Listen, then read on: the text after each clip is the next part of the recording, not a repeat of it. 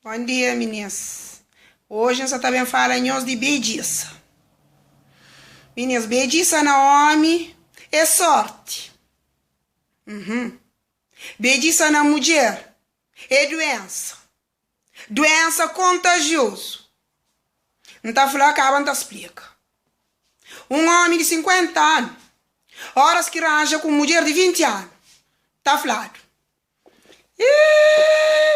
Aquela mulher lá agora é sorte, minha gente. Não, aquele homem lá estava concentrando-se e vira de um vez. Uma mulher de 50 anos, horas que arranja com um homem de 20 anos, tá falando. Ave Maria, que ela é beija demais para ele. Credo que ela tá ser sem mãe. Que ela tá cá estragar seu sangue moco. Eu só tô ouvindo mulheres. Mas não tá fácil. Para morrer remédio contra a bediça é um só que enconche. Se nome não sei cozer, veneno. Aquele que é remédio contra a bediça.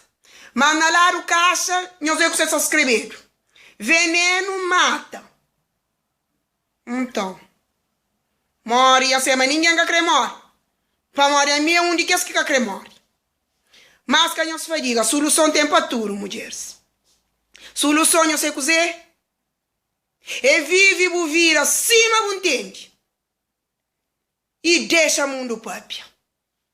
Não devagar no mundo próprio.